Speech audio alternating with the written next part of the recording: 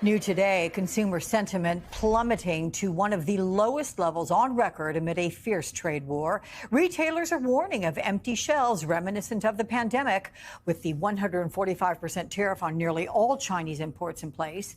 Yesterday, President Trump said he's ready to make a deal with President Xi. Have you spoken to him since the tariffs? When did you last? I don't want to comment on that, but I've spoken to him many times. When did that happen, and what did you discuss? I'll let you know at the appropriate time. Let's see if we can make a deal. Meantime, major ports like the Port of Los Angeles are seeing a steep drop in imports from China. And joining me now, we have Lori-Ann LaRocco, global supply chain reporter for CNBC Business News. Lori is also the author of the book Trade War, Containers Don't Lie, Navigating the Bluster. Lori, big welcome to you. So when it comes to the prospect of empty store shelves, which products could be hit hardest, and should consumers be worried? I mean, are you seeing a rush to buy certain things right now? We really shouldn't see a rush because we actually have the items in. It's going to hit us in waves, Alex. And this is what we're going to kind of see with the timeline. Starting in June, this is where you're going to start seeing, those items that we love to get really cheap online. Those are the items that are going to get hit first. And those are like the fast fashion, products we might get on Amazon. And the reason why is that smaller businesses, they can't afford to have front loaded, right, all of these items in to beef up their inventory. Then starting in July, this is critical because this is the back to school time, right, where parents are going into the stores to get their kids their school clothes. So you're looking at backpacks, you're looking at notebooks, you're going to be looking at all of these items that some have been brought in, but there has been a major pause when you're looking at the amount of items that have been brought in. And people are just really uncertain, if you will. Is it going to consumer going to buy? We have seen the pullback on a multitude of different economic indicators in terms of that hesitancy. And without really any definitive acknowledgement of what's going on, we're going to see this pullback. And then in addition to the fast fashion and the school clothes, also electronics, because the connectivity, right, of the inventory of the supply chain. Yeah, I'm going to get to that in 1 second. But let me ask, because you're saying basically we have until June, that the supply is there as of now. Does that apply to the car industry? Because we reported people are rushing out to buy cars or renew leases or whatever they need to do. Yeah, it really depends on the item. I mean, when it comes to the autos, Alex, it's those tariffs that have already been slapped. And so people are trying to get in there, right? Let's get that car that's out in the lot now before another one has to come in that will be more expensive. So that's why you're seeing that rush for the bigger ticket items. Okay, so it's about the bottom dollar there. So we learned yesterday that China exempted some U.S.-made microchips from tariffs. Does this indicate that China is backing down on some level? I really don't think so, Alex. I mean, it shows that there's a willingness, right, of the cooperation. But as we have seen with the prior trade war that's still in existence, there is so much rhetoric. And because of this conflicting comments between Trump and the Chinese officials about if a deal is happening, we're going to just continue to be in this like push and pause, if you will, of do we make more things? Do we hold off? What do we do? So I'm kind of hesitant to see that this is like a victory, if anything, for Trump. Well, walk us through what is happening at our West Coast ports. I mean, how much of a drop in shipments from Asia are they experiencing? We are seeing a massive, massive drop, Alex. Wow. You are looking at a 44% decrease in vessels. You still are at a situation where tariffs will be much higher, right? I mean, American tariffs were around 2.5%. I don't know where they will end up, but they're clearly going to be somewhere between 10 and 20% now. So does that itself, I mean, that alone changes the economic outlook, correct? Yeah, absolutely. I mean, this has been the single biggest tariff increase in history. The U.S. tariffs, as you say, were around 2%. They went above 20%. They're well above 20% now. It's a tenfold increase. And Ray is an expert on long-term economic trends. And I agree with him. There are fundamental challenges facing the U.S., particularly the size of the budget deficit.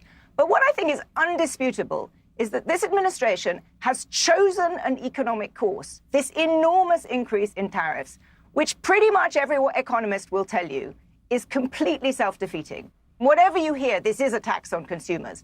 It's likely to push the economy into recession. But more important than that is that it is eroding investors' faith in the dollar. And the dollar is the absolute basis of the global financial system. U.S. treasuries are the safest of safe assets. And what we've seen right now is that in the last few weeks is that investors are worrying about U.S. assets because you're seeing the stock market fall, you're seeing bond yields rise, bond prices fall, and the dollar fall.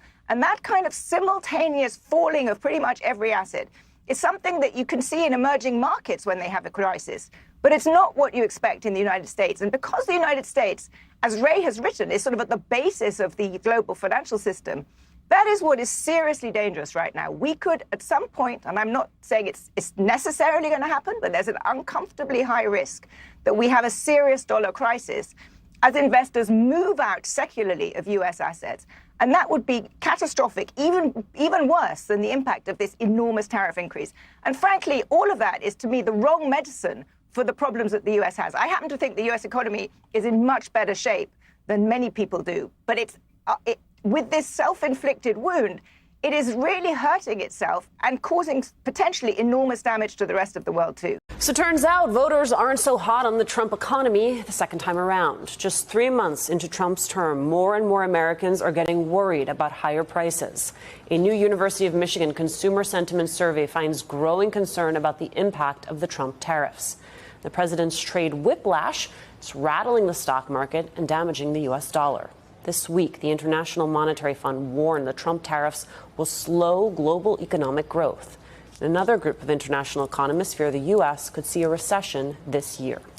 If things go south, the Wall Street Journal reports, quote, economists said the downturn would be self-inflicted, calling it a more manufactured deceleration, rather than resulting from an external shock like the 2008 financial crisis or the 2020 COVID-19 pandemic. Joining us now, Bharat Ramamurthy. He served as Deputy Director of the National Economic Council during the Biden administration when, they knew what they were doing. Right. Bharat, so let's just jump right to the bottom line here. This is all messed up for everybody, right? Yeah, I think that's the way of putting it. This is not how. I don't care what you think about the Biden administration. I don't care what your politics are. The economy in January was stable, stabilized even more, beginning to level up areas of the economy that still needed some strengthening. The infrastructure work, the efforts around getting prices down, the efforts around getting interest rates down, all of that was working. This Tuesday, the Washington Post talking about the IMF tariff impact. As 2025 began, the U.S. had been expected to outpace other advanced economies as it had for several years. The Federal Reserve was within reach of choreographing a soft landing, bringing inflation under control without recession. That's what I was just referring to. The president's tariff campaign upended that outlook. With tariffs making foreign products more expensive for American consumers, domestic companies will face less competition and less pressure to innovate. Across the U.S. economy, productivity will drop and prices will rise, the fund says. That's the new reality.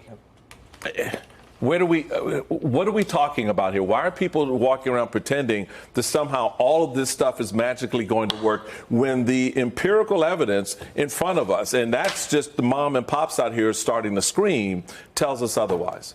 Yeah, I don't think that there's good reason to be optimistic about any of this. Look, if you see what the impact of the tariffs has been, the claim is that this is about helping bring production back to the United States, more manufacturing in the United States, right? All these other harms that we're dealing with, higher costs for consumers, all the uncertainty, it's about manufacturing. But if you look, there's a lot of survey data out there of manufacturers. The regional Federal Reserve banks do surveys of manufacturers in their districts. And in recent weeks, we've seen the Dallas Fed, the Richmond Fed, other regional Federal Reserves survey manufacturers in their district. And what do we see?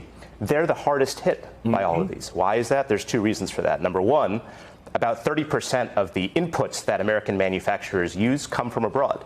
So when you impose a 20, 30, 40% tariff on something that auto part manufacturer in the United States needs, that means that their costs are going to go up. It makes U.S. manufacturing less competitive.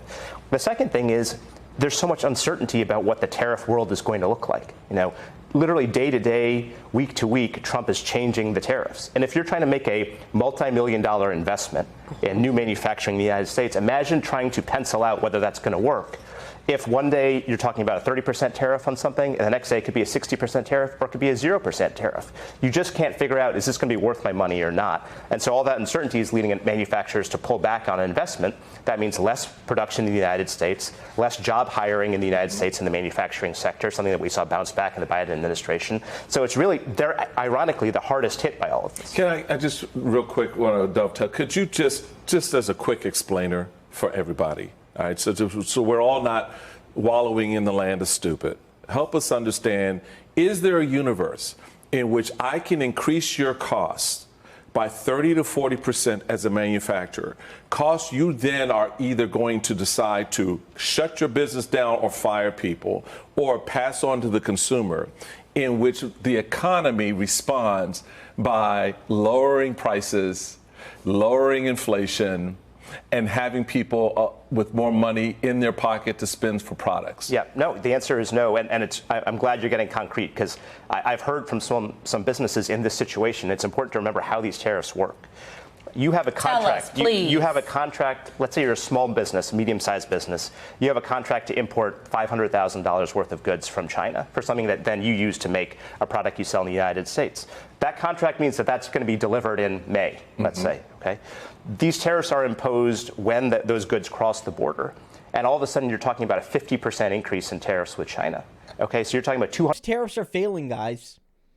And again, we got to be clear. The reason Trump is looking weaker, and he's backing it down a little bit when it comes to Canada and China and the European Union and others as well. It's not just those three. Isn't because he's realizing it's the wrong thing. It isn't because he realizes, maybe the tariffs can be good. If you like Liz Warren has said, if you use them like a scalpel and you target them and you're very careful and you're very consistent and you're very clear, there can be value to tariffs. There can be.